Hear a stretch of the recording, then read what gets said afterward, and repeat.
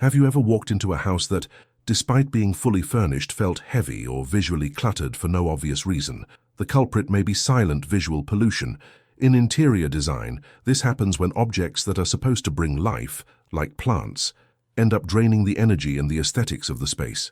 Having plants at home is the height of sophistication, but when they are unsuitable or poorly cared for, the message they send is one of immediate neglect.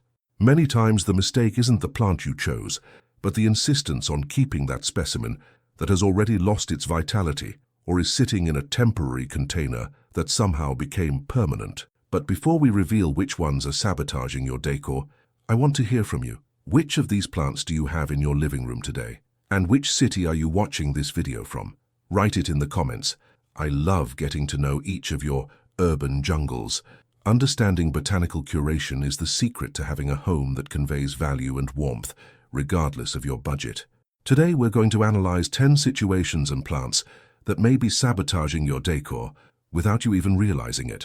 If you want to use greenery to truly enhance your home, go ahead and hit like and subscribe to the channel so you don't miss our next botanical design breakdowns.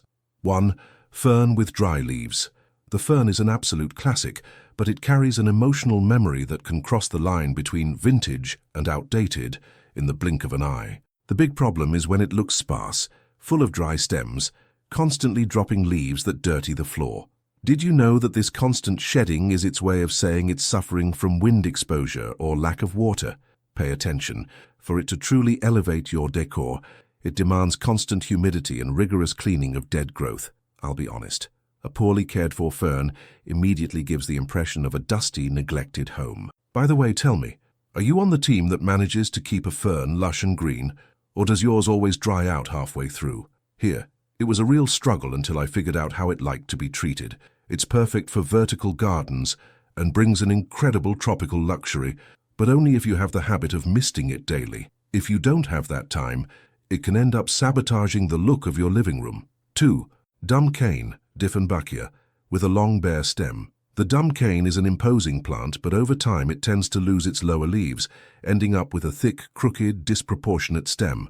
This stretched plant look is one of the biggest enemies of sophistication because it shows the plant hasn't been pruned or renewed. An interesting fact is that this plant is extremely hardy, but its toxicity requires caution in homes with pets. It needs indirect light and consistently moist soil. When it's compact and leafy from the base, it's an incredible statement piece. However, if your specimen has only 3 leaves at the top of a long pole, the ideal solution is to cut it back and replant to renew the pot. It's excellent for living room corners, as long as you keep up with rejuvenation pruning. 3. Skinny pothos in improvised supports. Pothos is the queen of versatility, but the mistake that cheapens its look is letting it grow as a single long, sparse vine, climbing nails in the wall or clothesline wire. This creates an improvised appearance that devalues the architecture of the home. Interestingly, the more light it receives, the larger its leaves become. In darker spots, the leaves stay small and spaced out. It needs regular watering and tip pruning to encourage fullness. One benefit of pothos is air purification, but to look elegant it must be lush. It's ideal for tall shelves where it can cascade densely, hiding the pot and creating a luxurious volume of greenery. 4. Etoliated, leggy, succulents. A classic mistake is buying those cute little succulents to decorate coffee tables far from any window. The result? Etoliation. The plant stretches desperately in search of light, completely losing its symmetry and taking on a deformed, weak appearance. And here's a fact many people ignore. Once it stretches, it never goes back to normal. To get that perfect rosette again, you'll need to propagate new plants. Keeping a leggy succulent in the living room signals a lack of technical knowledge that weighs down the look of the house. They need direct sun or very intense light to stay compact and elegant. Take a look at your succulents right now.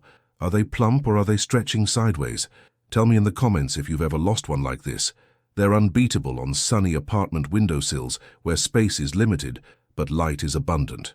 If that's not your situation, it's better to choose another species for your table. 5. Lady Palm, Rapis, with burnt tips. The lady palm is a standard choice for offices, but inside a home it can become a problem if you're not careful. You know when the tips of the leaves turn brown and dry? That detail, usually caused by dry air or lack of water, gives the plant a struggling look that ruins any decor. And here's something few people know. It grows very slowly, so a damaged leaf can take months to be replaced by a new one. For it to truly shine in your entryway or dining room, you need to keep the soil evenly moist and clean the leaves regularly to remove dust. If it sits there with dry tips, it stops being a living element and becomes just another lifeless object in the corner. Tell me, do you usually trim the dry tips off your plants, or do you leave them as they are? Share your cleaning technique in the comments. Remember, the lady palm brings incredible verticality, but it requires an environment with good air circulation so it doesn't look like an artificial plant. 6. Maidenhair fern in a drafty location. The maidenhair fern is beautiful, but if it's placed where there's wind or very dry air, its leaves become twisted and look burnt. Having a wilted maidenhair fern in your decor is one of the clearest signs that the environment isn't welcoming. A curious fact is that it's extremely sensitive to changes, acting almost like a humidity gauge for the house. It needs frequent watering and zero drafts. Its practical benefit is its delicate texture, which softens heavy furniture. It's ideal for bright bathrooms or kitchens, where humidity is naturally higher. If you can't maintain humidity, it's best to avoid it, because a dry maidenhair fern visually cheapens any shelf. 7. Cacti in plastic nursery pots. Often the problem isn't the cactus itself, but keeping the plant in that original black or brown plastic nursery pot. This conveys a sense of transience, as if the decor was never truly finished. An interesting fact about cacti is that they can live for decades if the soil is well drained. They need full sun and almost no water in winter. Practically speaking, they're great for people with little time. But they demand a clay or ceramic pot that harmonizes with the rest of the decor. They're ideal for anyone seeking a rustic modern look on sunny windowsills, as long as the pot's finish gets the attention it deserves. 8. Low-quality artificial plants. Nothing ages a home faster than plastic plants that desperately try to look real and fail miserably, collecting dust and fading over time. Excessive plastic shine or visible mold lines on the leaves are clear signs of low decorative quality. Interestingly, today there are real-touch permanent plants that fool even experts, but cheap versions still dominate many homes. They don't offer the air-purifying or psychological well-being benefits of real plants. They're used for convenience, but require rigorous cleaning. If you want sophistication, choose a few natural plants instead of a forest of plastic that broadcasts the absence of real life in the space. Having an elegant home doesn't depend on the price of the species you choose, but on their health and how they're presented. As we've seen, even the most common plant can become an aesthetic problem if it's neglected or placed in conditions that don't respect its nature. The secret to high-level botanical decor lies in vitality, clean leaves, and choosing the right pots, ones that complement your home's architecture instead of looking improvised. A healthy plant is a sign of care and attention to detail, which are the foundation of any sophisticated home. Respecting a plant's life cycle and knowing when it's time to prune or replace a specimen is what separates a thoughtfully planned urban jungle from a random pile of greenery. Now I want to hear from you. Do you have any of these plants at home that need a makeover or a new spot? What signs of neglect do you notice most often in gardens out there? Leave your comment, like the video, and subscribe so we can keep this conversation going.